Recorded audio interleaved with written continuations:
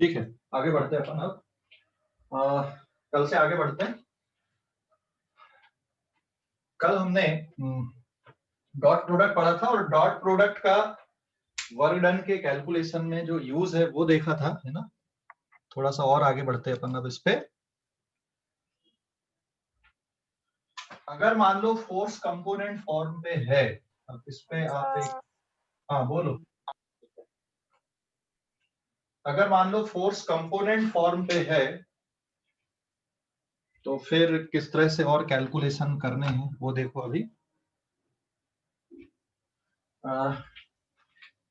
If force vector is given by fx I cap plus fy j cap plus fz k cap, and suppose this is x axis and this is y axis and this is z axis, और यहाँ कहीं पे मान लो कोई particle है और ये इस तरह से है, तो इसके जो पोजीशन वेक्टर है वो एक्स वाई जेड है, और इसमें सपोज जो फोर्स लग रहा है वो इस तरह से फोर्स लग रहा है, ये फोर्स वेक्टर है, बट जो डिस्प्लेसमेंट हो रहा है वो ये वाले डायरेक्शन पे हो रहा है ना। तो this is the displacement vector D R. ठीक है, ये डिस्प्लेसमेंट वेक्टर हो गया डी आर आपका, और ये फोर्स ऐसा लग रहा है कहां पे, पी पोजीशन पे। तो सबसे पहले अब आपको वर्क डन का कैलकुलेशन अगर करना है तो वर्क डन का कैलकुलेशन कैसे आएगा, आप पोजीशन वेक्टर लिखो। ठीक है, पोजीशन वेक्टर लिखो। तो ये पोजीशन वेक्टर है और ये इतना डी आर है यहाँ पे, तो position vector will be given by x I cap plus Y J cap plus z के कैप। तो therefore d r is equals to, किसके बराबर आएगा बेटा, यहाँ पे d r vector is equals to d x I cap plus D Y J cap plus D Z के cap के फॉर्म पे आएगा। तो जब फोर्स इस तरह से है, वेरिएबल फोर्स है, नॉट द कांस्टेंट फोर्स, तो और ये कहानी ऐसी कुछ दिख रही है आपको, तो पार्टिकल को सपोज यहां से इधर कहीं तक ले जाने के लिए कितना वर्क करना पड़ेगा, तो सबसे पहले आपको क्या निकालना पड़ेगा, D W, and D W is equals to F dot D R. ये डी आर क्या है यहाँ पे, this is the displacement vector. तो force is F x I cap plus F Y J cap plus F Z के cap, और dot product ये वाला पूरा टर्म हो जाएगा आपका, दिस इज इक्वल्स टू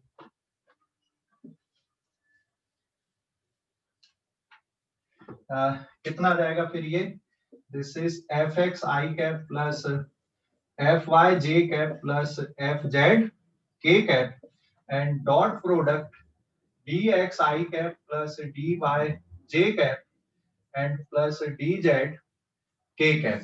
और इसको सॉल्व करोगे तो ये कितना बचेगा बेटा, यहाँ पे f x d x plus F y d y plus F z d z बचेगा। तो ये डी डब्ल्यू आ गया आपका, है ना, this is the D W. So therefore जब आपको टोटल वर्क डन निकालना है तो इसको आपको इंटीग्रेट करना पड़ेगा, f x d x plus F y d y plus F z d z, इसको इंटीग्रेट करना पड़ेगा आपको। समझ गए या नहीं, अरे भाई समझ गए, हेलो, समझ गए? सर रिपीट कर दो एक बार। हाँ देख, अगर मान लो फोर्स वेक्टर आपका कैसा दिख रहा है यहाँ पे, force vector is given by f x I cap plus F Y J cap plus F Z के कैप, और पार्टिकल पी पोजीशन पे है, तो पी पोजीशन के कोऑर्डिनेट क्या है, एक्स वाई जेड। तो जो पोजीशन वेक्टर आएगा वो किसके बराबर बनेगा, एक्स आई कैप प्लस वाई जे कैप प्लस जेड के कैप के फॉर्म पे बनेगा। तो इसका जो डिफरेंशियल वेक्टर है, displacement vector D R, infinite small displacement आप जिसको बोलते हो, तो ये किसके इक्वल हो जाएगा आपका, डी एक्स आई कैप प्लस डी वाई जे कैप प्लस डी जेड के कैप। ठीक है, अभी मान Yes, लें sir. अभी यहाँ पे पोजीशन है और ये इसका पोजीशन वेक्टर हो गया, तो ये जो डिस्प्लेसमेंट वेक्टर है डी आर, ये इस तरह से बनेगा यहाँ पे। ठीक है, तो और ये फोर्स इस तरह से गिवन है आपका। तो नाउ डी डब्ल्यू आप निकालो क्योंकि ये वेरिएबल फोर्स है, तो it is equal to F dot D r, और फिर उसके बाद फिर आपने ऐसा लिख दिया और कंपोनेंट ले दिए। तो जब टोटल वर्क डन निकालना आपको, तो पूरे को क्या करना पड़ेगा, आपको इंटीग्रेट करना पड़ेगा। अभी समझा कि नहीं? यस सर, अभी समझ गए। Okay, so this is the integration. Clear हो गया? ले लो अभी इस पेज का स्क्रीनशॉट लो। तो ये पूरे टर्म का इंटीग्रेशन ऐसा यहां से यहां तक। लो अभी स्क्रीनशॉट लो इस पेज का, स्क्रीनशॉट ले लो। ले लिए? स्क्रीनशॉट ले लो बेटा। ले लिए क्या?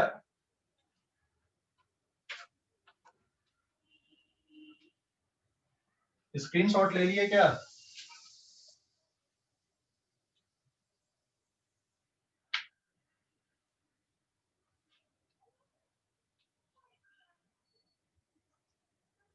स्क्रीनशॉट ले लिए क्या? Yes sir. अब आते हैं अपन पेज नंबर 2 पे।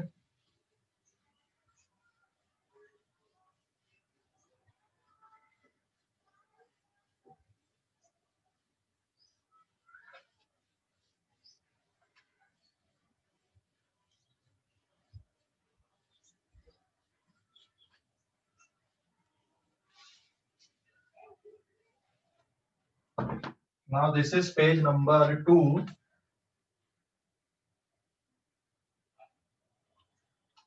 ठीक है, देखो अभी ये पेज नंबर 2 है। पेज नंबर 2 पे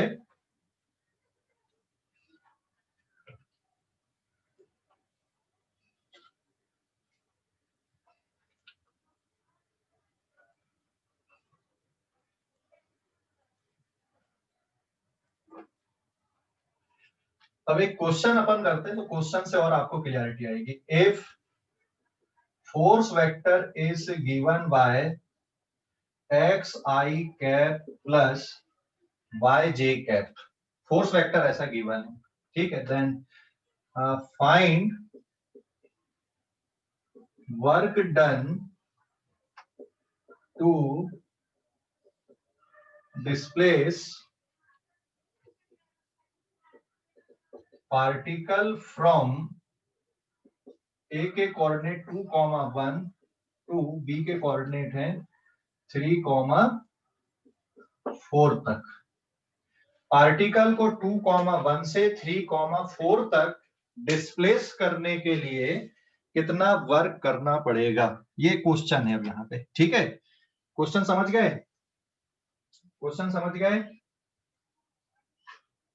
हेलो, क्वेश्चन समझ गए कि नहीं?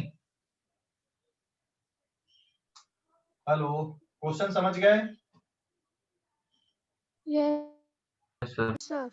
हाँ, तो अब इसका जो सॉल्यूशन है ना, देखो इस तरह से आएगा। जब भी ऐसी सिचुएशन हो, इस तरह से फोर्स दिया हो, तो आप सबसे पहले डी डब्ल्यू निकालो। डी डब्ल्यू इक्वल्स टू अपन ने क्या पढ़ा, f x d x plus F y d y. क्योंकि जेड है नहीं, जेड कंपोनेंट, तो उसको लिखने की जरूरत नहीं है। अगर मान लो सिर्फ एक्स वाला रहता तो सिर्फ एक्स वाला लिखते, वाई है तो वाई के साथ में अपन लिखते, और जेड रहता तो उसको भी लिखते, बट है ही नहीं तो अपन ने सिर्फ इतना लिख दिया। समझ गए कि नहीं? हेलो, अरे समझ गए? तो d W is equal to f x d x plus F y d y. अब एफ एक्स की वैल्यू देखो कितनी है, एफ एक्स की वैल्यू कितनी दी हुई है, देखो क्वेश्चन पे एफ एक्स की वैल्यू कितनी दी है, ये एक्स है। तो एफ एक्स की value is x d x, और एफ वाई की वैल्यू क्या है, वाई डी वाई। अभी समझ गए, वाई है ना, एफ वाई की वैल्यू कितनी है, वाई। एफ एक्स की वैल्यू कितनी है, एक्स। अरे समझा या नहीं? हेलो, समझ गए? क्वेश्चन में देखो बेटा, एफ एक्स कितना दिया है, एक्स दिया है ना, तो ये मैंने पुट कर दिया। एफ वाई कितना दिया है, तो ये मैंने पुट कर दिया वाई। समझ गए इतना? समझ गए?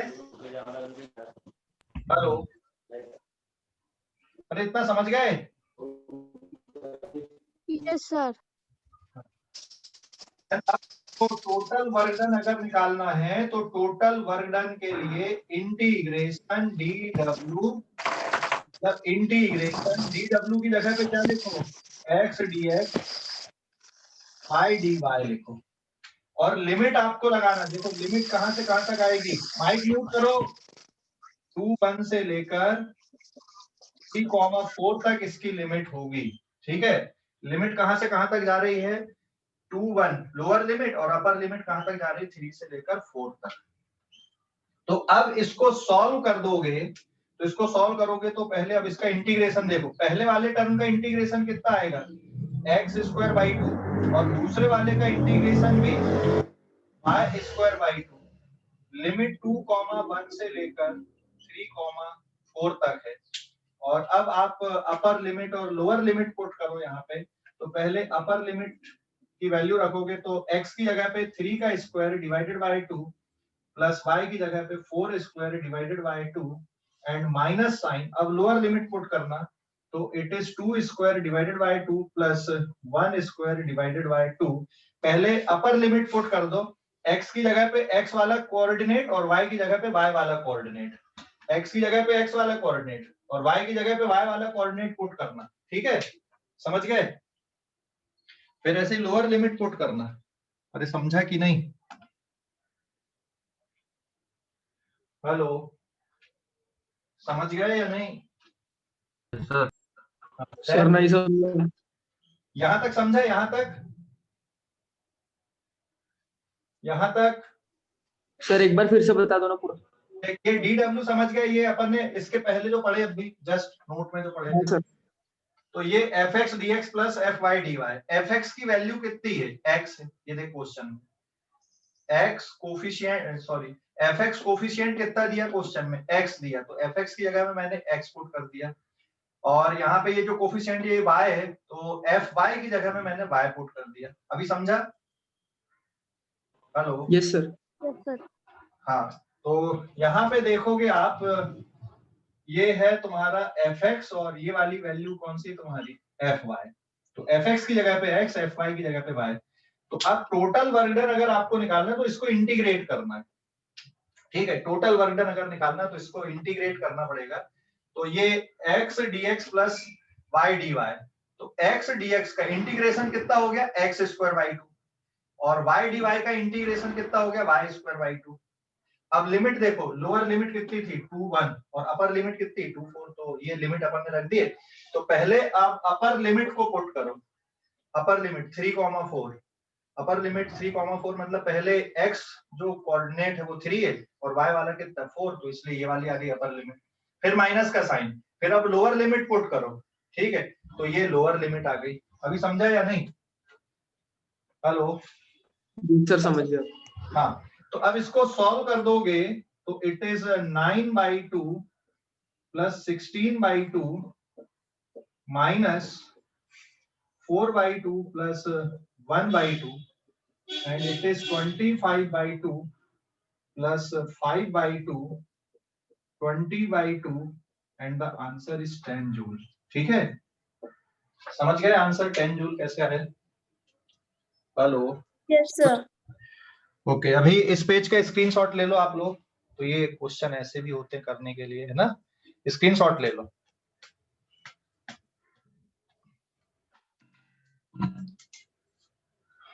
ले लिए स्क्रीनशॉट?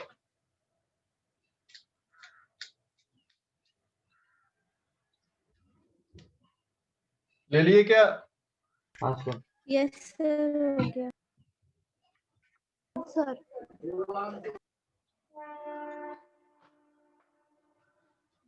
एंड देन अब पेज नंबर 3 पे आते हैं अपन।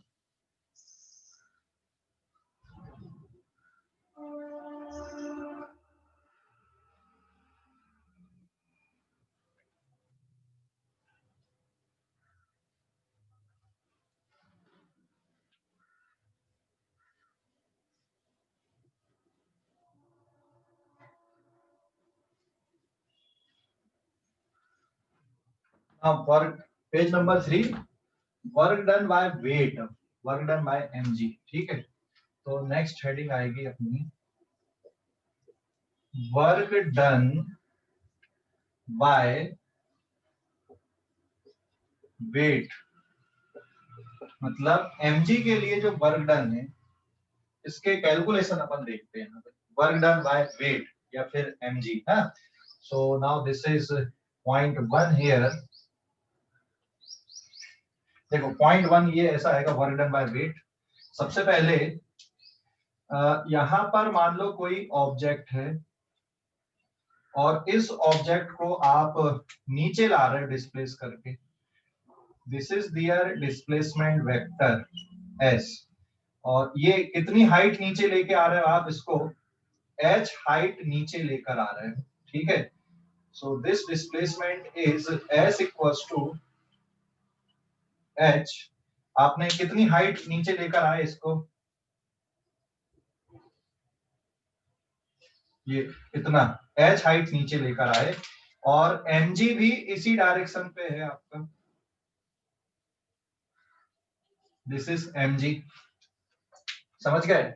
तो mg और जो डिस्प्लेसमेंट दिख रहा है इनके बीच में कितने डिग्री का एंगल है, mg और डिस्प्लेसमेंट के बीच में, mg और डिस्प्लेसमेंट के बीच में कितने डिग्री का एंगल दिख रहा है, 0. 0 डिग्री का। हाँ, mg और डिस्प्लेसमेंट के बीच में यहाँ पे 0 डिग्री का एंगल है। So now this is the case when theta is equals to 0 degree, और ये आपका बॉक्स यहां से इस पोजीशन से यहां तक आया। तो what is the work done here बेटा, यहाँ पे वर्क डन कितना आएगा, कैलकुलेशन करते हैं अपन वर्क डन का। सो देयरफॉर वर्क डन का फार्मूला क्या लिखते हैं अपन, force into displacement into cos theta, आया ना। अरे समझ गए, समझ गए कि नहीं, force into displacement into cos theta, समझ गए या नहीं। अरे वर्क डन का ये फार्मूला है ना, कांस्टेंट फोर्स के लिए वर्क डन का यही है ना फार्मूला, जल्दी बताओ। अगर कांस्टेंट फोर्स है तो वर्क डन का फार्मूला यही होता है ना, आया ना। और ये कांस्टेंट फोर्स है mg, तो अगर कांस्टेंट फोर्स है तो वर्क डन का ये फार्मूला आपके पास लिखा हुआ है यहाँ पे। तो फोर्स कौन सा हो गया mg, डिस्प्लेसमेंट क्या हो गया h, h हाइट नीचे आ रहा है, और एंगल कितने डिग्री का है, 0 डिग्री का। cos 0 की वैल्यू क्या हो गई 1, तो यहाँ पे आंसर क्या आ गया आपका प्लस mgh। तो अगर कोई ऑब्जेक्ट वर्टिकली ऊपर से नीचे आ रहा है तो वर्क डन बाय mg कितना है यहाँ पे, प्लस mgh के इक्वल है, ठीक है। समझ गए, हेलो, अरे समझ गए या नहीं। Yes, sir. प्लस mgh, और अगर कोई ऑब्जेक्ट नीचे से ऊपर लेकर जाते हो, now the second case is that अगर किसी ऑब्जेक्ट को आप नीचे से ऊपर लेकर जा रहे हो, ठीक है, वर्टिकली आप ऊपर लेकर जा रहे हैं, जैसे ये यहाँ पे this is s is equals to h, आप कितनी हाइट ऊपर लेकर गए यहाँ पे, h हाइट आप ऊपर लेकर गए। तो mg कैसा लगेगा यहाँ पे, what is the direction of mg, mg नीचे की तरफ है। अभी मुझे ये बताओ what is the angle between mg and displacement, कितने डिग्री का एंगल अब यहाँ पे, हाँ 180। 180 डिग्री का एंगल, ठीक है। मतलब आप यहाँ से सीधा सीधा आप ऐसे ऊपर जा रहे हो, तो अब वर्क डन इक्वल्स टू क्या बनेगा, force into displacement into cos theta. तो फोर्स की वैल्यू हो गई mg, s की वैल्यू हो गई h, और cos 180, cos 180 कितना होता बेटा, h into -1, so it is minus mgh। तो यहाँ पे वर्क डन कितना आया, माइनस mgh, यहाँ पे कितना वर्क डन है, प्लस mgh। दोनों में डिफरेंस समझ लो, ठीक है, दोनों में डिफरेंस देख लो क्या हो रहा है। तो अगर कोई ऑब्जेक्ट ऊपर से नीचे ला रहे हो तो वर्क डन बाय ग्रेविटी या वर्क डन बाय वेट कितना होगा, पॉजिटिव। और अगर कोई ऑब्जेक्ट को आप नीचे से ऊपर लेकर जा रहे हो तो वर्क डन बाय वेट कितना होगा आपका, माइनस mgh होगा। समझ गए, हेलो, अरे समझ गए या नहीं। Yes, sir. हाँ, अभी स्क्रीनशॉट लो, अब इस पेज का स्क्रीनशॉट लो। Okay, Done, sir. sir. अब थोड़ा दूसरा केस देखते हैं अपन ना, एक और केस आते हैं अपन इस पे, third case.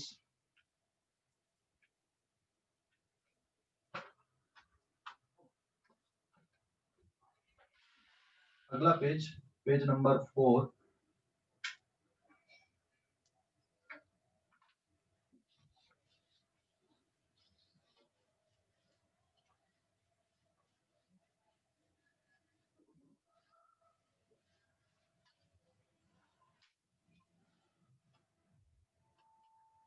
Now this is page number 3। Page number 3 पे ये आएगा, अभी देखो ना, पेज नंबर 3 पे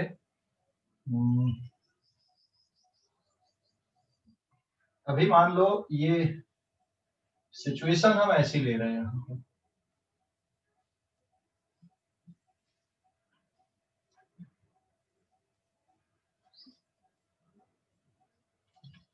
ये ऑब्जेक्ट आपका यहां पे रखा हुआ है अभी,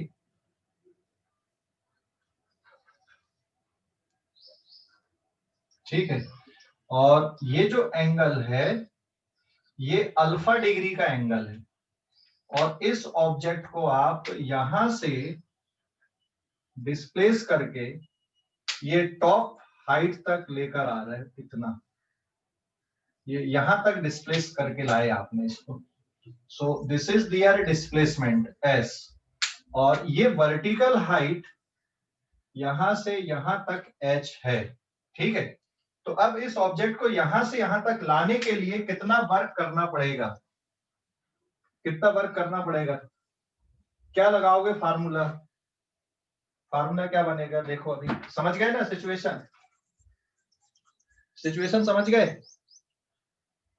हेलो, सिचुएशन समझ गए क्या कर रहे हैं अपन यहाँ पे, है ना, सिचुएशन समझ गए क्या कर रहे हैं, mg कैसा लगेगा,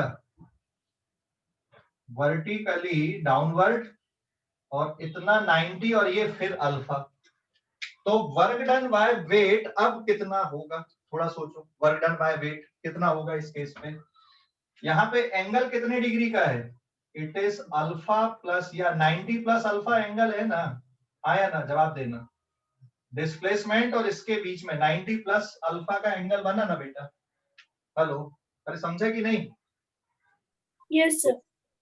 तो थीटा मतलब ये एंगल इतना पूरा, ये इतना पूरा थीटा यहां से यहां तक का, ठीक है, दिस एंगल इज थीटा, और ये एंगल यहाँ पे 90 प्लस अल्फा है, तो वर्क डन बाय mg ये किसके इक्वल आ जाएगा, w is equals to force into displacement into cos theta, value put करो, force is mg, displacement is s, क्योंकि अभी हमें s के बारे में नहीं पता, and it is cos theta की जगह पे आप लिख सकते हो 90 प्लस अल्फा। अब चलो ये बता दो मुझे cos 90 प्लस अल्फा कितना होता है, cos 90 plus alpha, cos 90 plus alpha कितना होता है, हाँ, sine alpha minus sine alpha, cos 90 plus alpha is minus sine alpha, ठीक है, तो मैं यहां पे लिख दूं minus mg into S into sine alpha, चलेगा इतना, हाँ या ना, अरे चलेगा कि नहीं, समझ गए,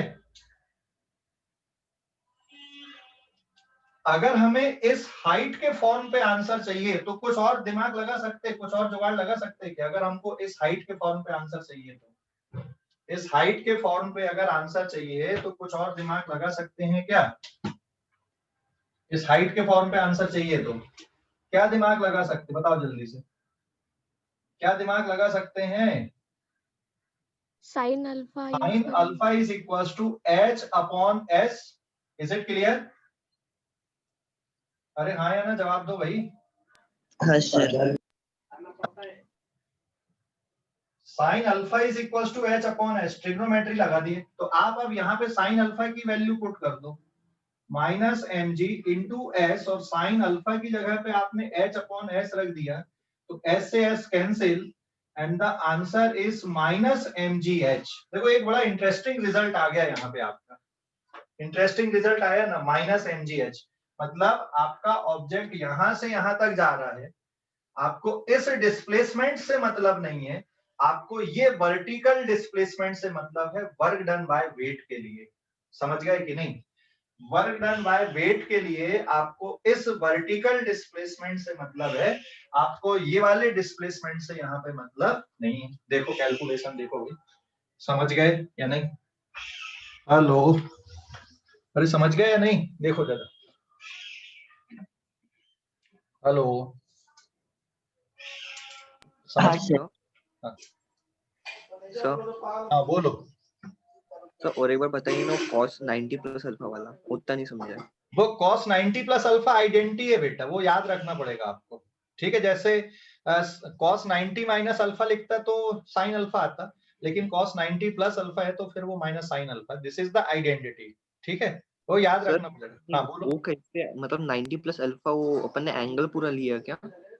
देख यहाँ पे mg और डिस्प्लेसमेंट के बीच में कितने डिग्री का एंगल दिख रहा है? देख mg और डिस्प्लेसमेंट के बीच में 90 प्लस अल्फा। हाँ, हाँ इसलिए सर समझ। अभी समझा? हाँ सर। ओके, क्लियर हो गया अभी कि कोई डाउट है? No sir. हाँ, अभी स्क्रीनशॉट ले लो। तो जो थीटा की बात कर रहे हैं ना हम, theta is angle between force and displacement है। तो फोर्स और डिस्प्लेसमेंट, फोर्स कौन सा यहाँ पे mg है, तो डिस्प्लेसमेंट और फोर्स के बीच में mg के बीच में एंगल यहाँ पे 90 प्लस अल्फा। क्लियर हो गया अभी कि कोई डाउट है? हेलो, एंड देन अब आगे देखो। अब मैं यहाँ पर सिचुएशन बदल देता हूँ अगले पेज पे। स्क्रीनशॉट लो, इस पेज का स्क्रीनशॉट ले लो। Done sir. तो ऐसी सिचुएशन में देखो, अगर आप ऑब्जेक्ट यहां से यहां जा रहा है तो वर्क डन बाय वेट ना, आपको ये वाले डिस्प्लेसमेंट से मतलब नहीं होता, सिर्फ वर्टिकल डिस्प्लेसमेंट से मतलब होता है। तो आपको ये बीच की कहानी की जरूरत नहीं है। अगर ऐसी सिचुएशन है तो आप सीधा ऐसा सोचो, वर्क डन बाय वेट। ठीक है, क्लियर हो गया? एंड देन पेज नंबर 5 मैं यहाँ पे थोड़ी सी सिचुएशन चेंज करता हूँ। एंड द सिचुएशन इज, अब डिस्प्लेसमेंट हमारा ऊपर से नीचे लेके आ रहा है ऑब्जेक्ट को। ठीक है, मतलब आपका ऑब्जेक्ट अभी यहां पर है और अब आप ऑब्जेक्ट को क्या कर रहे हैं, ऊपर से नीचे ला रहे हैं, ये ऐसा। तो यहाँ पर mg कैसा लगेगा? This is the direction of mg और ये एंगल है अब यहाँ पर थीटा का। तो what is theta here? Theta की वैल्यू क्या आएगी अब यहाँ पे? 90 माइनस अल्फा, हाँ या ना? अरे समझ गए कि नहीं? थीटा की वैल्यू, ये थीटा एंगल है तो थीटा की वैल्यू 90 माइनस अल्फा बचेगी ना? देख लो अभी। हेलो, अरे समझ गए? थीटा की वैल्यू देखो, अब ऑब्जेक्ट ऊपर रखा है, ऊपर से आप उसको नीचे ला रहे हो। हेलो, ये ऑब्जेक्ट यहाँ पे है, यहां से ये स्लाइड होके ऐसा नीचे आ रहा है। अरे समझा या नहीं? हेलो, हाँ, देन अब एंगल भी समझ गए। So this is the fourth case कि theta is equals to 90 minus alpha. देखो क्यों 90 minus alpha? Alpha plus theta is equals to 90 degree ना बेटा। Alpha plus theta is equals to 90 degree है, तो थीटा की वैल्यू 90 माइनस अल्फा बचेगी। ये बिल्कुल एग्जैक्टली वैसे ही चलेगा, लेकिन यहां पर क्या आ गया, इट इज 90 माइनस अल्फा। और cos 90 माइनस अल्फा कितना होता है? प्लस sin अल्फा होता है। तो सब कुछ वैसा ही चल रहा है, बस यहाँ पे आंसर कितना आ गया आपका? प्लस mgh आ गया। देख लो कैलकुलेशन, समझ गए या नहीं? कैलकुलेशन देख लो, समझ गए या नहीं? हेलो, अरे समझ गए या नहीं? समझ गए सर। सर एक मिनट देख लीजिए। हाँ देख लो, अब ऑब्जेक्ट यहाँ पे ऊपर है और ऊपर से अब ये ऑब्जेक्ट ना यहाँ से ऊपर से स्लाइड होते हुए नीचे आ रहा है, ऐसा, ये ऐसा स्लाइड होते हुए नीचे आ रहा है। तो जब ये ऊपर से नीचे स्लाइड होते आ रहा है तो वर्क डन बाय वेट किसके बराबर आएगा? This is equal two plus mg। तो अगर ये ऑब्जेक्ट यहां से स्लाइड होके ऐसा नीचे आए या यहां से सीधा नीचे आए इतनी, तब भी इतनी वर्क डन पढ़े थे अपन ने। तो ये ऐसा स्लाइड होकर नीचे आए या यहां से नीचे इतना आए, तो work done by weight is the same. किसके इक्वल है? प्लस mgh के इक्वल है। यहां से सीधा सीधा ये यहां पे आ जाए, यहां से स्लाइड होके इतना आए, तो वर्क डन बाय वेट इस केस पे कितना रहेगा आपका? प्लस mgh के बराबर रहेगा। आपको ये स्लैंट हाइट से मतलब नहीं रहेगा। ठीक है, समझ गए या नहीं कि अभी भी कोई डाउट है? हेलो, अरे समझ गए? Yes sir. अब अब इस पेज का स्क्रीनशॉट लो और Done, अब हम sir. डन। अब एक दो क्वेश्चन करते हैं।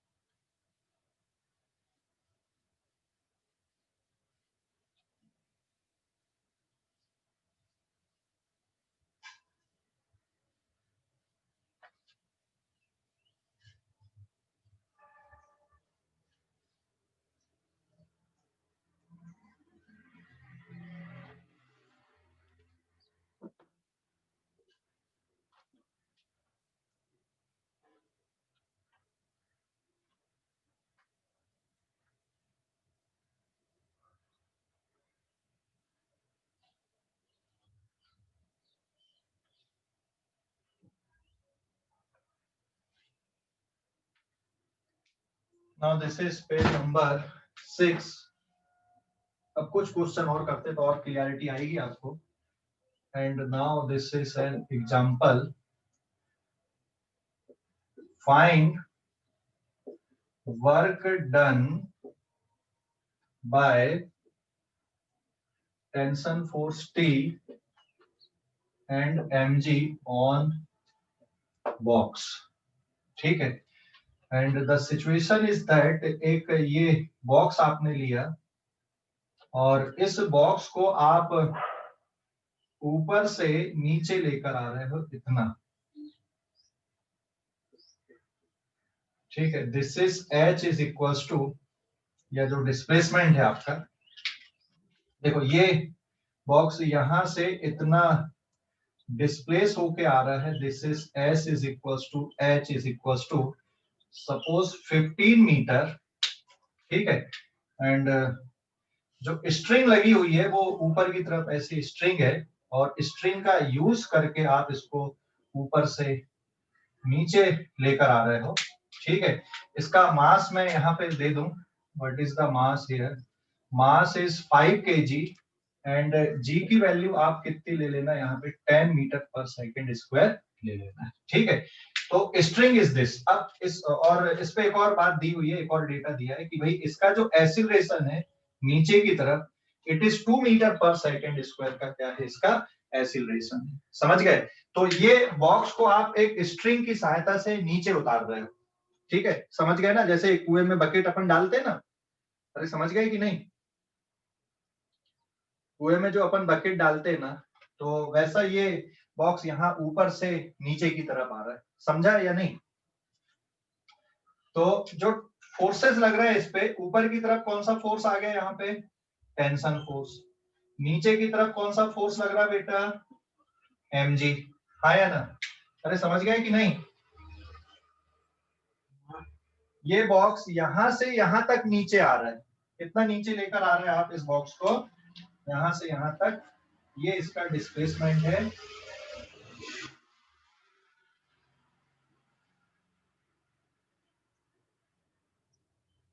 ये ठीक है, ये बॉक्स अभी यहाँ पे है। यहां से आपने 15 मीटर नीचे उतारा स्ट्रिंग की सहायता से।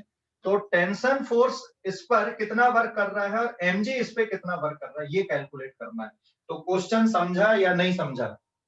हेलो, क्वेश्चन समझ गए या नहीं? हेलो, क्वेश्चन समझ गए या नहीं? जल्दी बताओ। अरे कुछ बोलते नहीं, सो गए क्या? हाँ सर समझ गया। तो सबसे Yes, पहले ये sir. बताओ टेंशन फोर्स कितना होगा? What is the value of tension force? और उसको कैसे मेजर करोगे टेंशन फोर्स को? टेंशन फोर्स कितना होगा या फिर टेंशन फोर्स को कैसे मेजर करोगे? Sir mg minus t equals to mass into acceleration. Yes, very good. Newton's law लगाना पड़ेगा। और अगर एक्सीलरेशन नहीं होता, कांस्टेंट वेलोसिटी रहती तो? सर टेंशन फोर्स mg के इक्वल हो जाता है। Yes, very good. तो यहां पर आपको टेंशन फोर्स कैलकुलेट करने के लिए न्यूटन्स लॉ अप्लाई करना पड़ेगा. So therefore mg minus t is equals to ma. So this implies that t is equals to mg minus ma. So this implies that t is equals to m into g minus a. M is 5 kg. It is 10 minus 2 meter per second square. And now it is 40 Newton. तो tension force कितना आ गया आपका? 40 Newton आ गया. तो अब आप calculation करो work done का. तो सबसे पहले आप वर्क डन निकाल लो किसके लिए? Bye tension force. तो फार्मूला आएगा force into displacement into cos theta. चलो वैल्यू पुट करते हैं. Force is tension force, displacement is h. अरे हाँ या ना? और एंगल कितने डिग्री का है? टेंशन फोर्स और डिस्प्लेसमेंट के बीच में एंगल कितने डिग्री का दिख रहा है? बताओ जल्दी से. 180. टेंशन फोर्स ऊपर है और डिस्प्लेसमेंट नीचे है, तो एंगल कितने डिग्री का हुआ? 180 डिग्री का हुआ. आंसर क्या जाएगा? 40 into 15 into -1 and the answer is -600 joule. समझ गए? एंड देन दूसरा अब आपको कैलकुलेशन करना है work done by mg. mg के लिए भी यही formula, force into displacement into cos theta. Value put करो. इट इज mg और डिस्प्लेसमेंट कितना है? h. और एंगल कितने डिग्री का है? 0 डिग्री का ना? हाँ या ना? अरे समझ गए?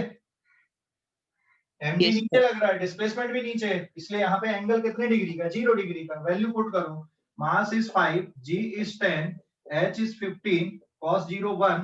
तो सॉल्व करने पे ये कितना हो गया? This is +750 joule. ठीक है, +750 joule is the work done by mg.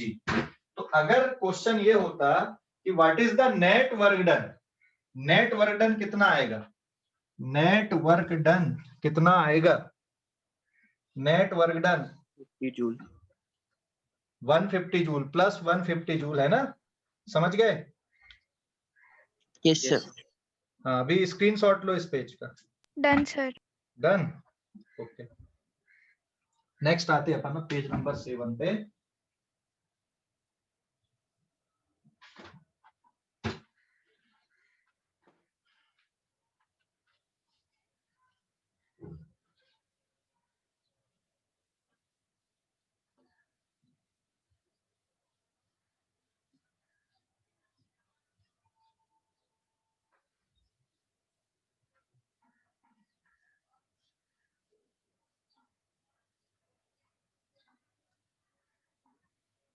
एक और क्वेश्चन आज की क्लास का एक लास्ट क्वेश्चन करेंगे. पेज नंबर 7 थोड़ा अच्छे से समझना क्वेश्चन को. Page number 7. Find the work done by normal reaction mg and kinetic friction. ठीक है, जिसपे मास इज 3 kg.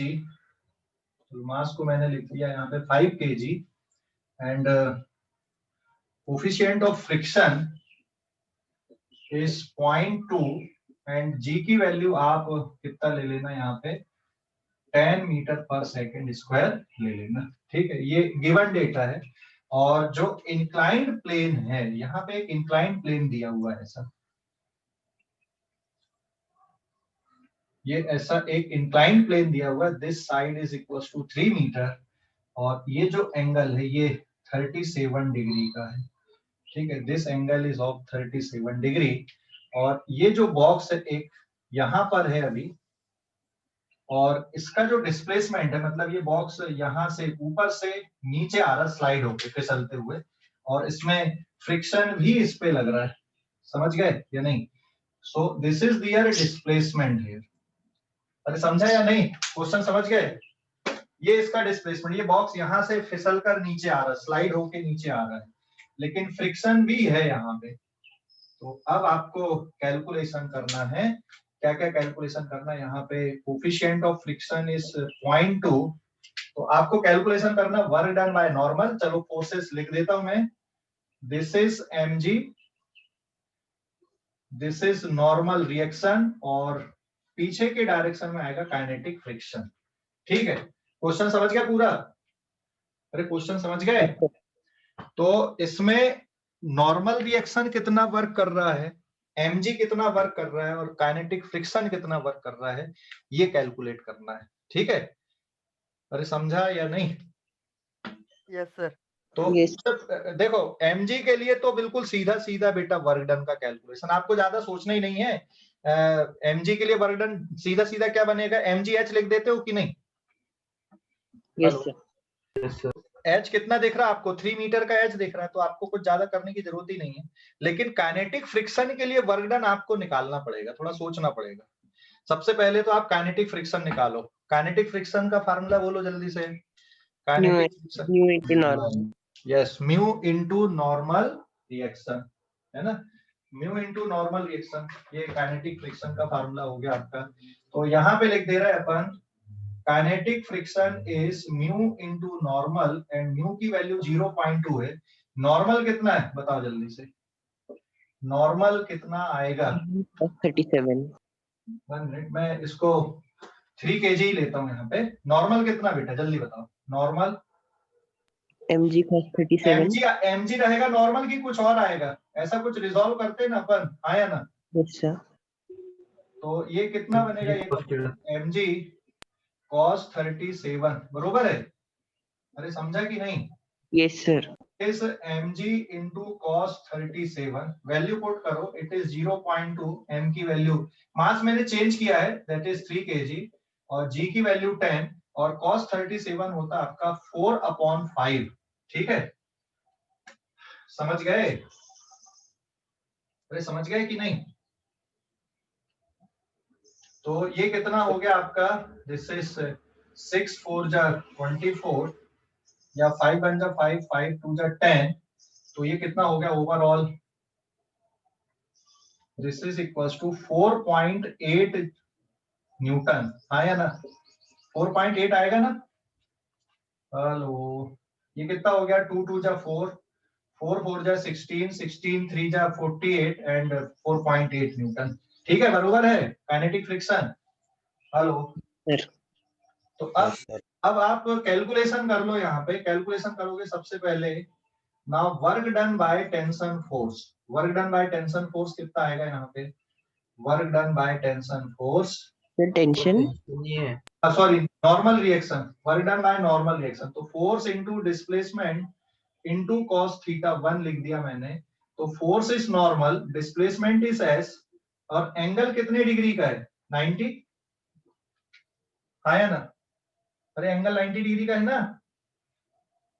देखो कैसी 90 डिग्री का, यस सर। नॉर्मल इधर है और डिस्प्लेसमेंट इधर है, तो एंगल कितने डिग्री का हो गया, थीटा 1 90 डिग्री का हो गया कि नहीं? समझ गए? Yes, sir. तो what is the answer here, normal की वैल्यू की जरूरत नहीं है, डिस्प्लेसमेंट की जरूरत नहीं है, क्योंकि cos 90 जीरो होता है and the answer is zero.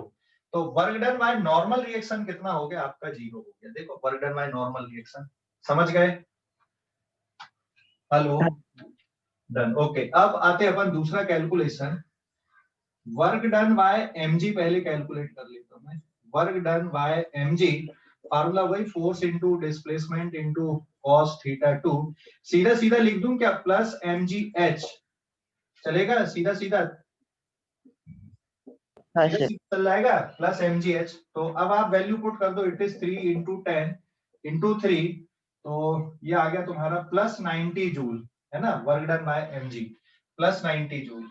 अब कौन सा बचा आपका, Kinetic friction. काइनेटिक फ्रिक्शन के लिए, so it is 3 into 10 into 3, so it is plus 90 joule. And now तीसरा पार्ट आपका बच रहा है अब कैलकुलेशन में, that is work done by kinetic friction. तो formula force into displacement into cos theta 2 लिख दूं, एंड cos थीटा 2 मतलब कितना एंगल आएगा, ये यहां से यहां तक का angle theta 2, and it is equals to 180 degree, बरोबर है? समझ गए? हाँ, sir. है ना? तो अब यहाँ पे वैल्यू पुट करते हैं अपन, this is equals to kinetic friction into displacement into angle कितने डिग्री का, 180 का। बट डिस्प्लेसमेंट ये वाली वैल्यू आपको नहीं पता है, ये पता है। तो अब आपको ट्रिग्नोमेट्री लगाना पड़ेगा, sin 37 degree is equals to h divided by s होता है। तो आपको डिस्प्लेसमेंट की वैल्यू नहीं पता, तो ये है आपका 3/4 and this is H upon S. अरे समझ गए कि नहीं? हाँ सर।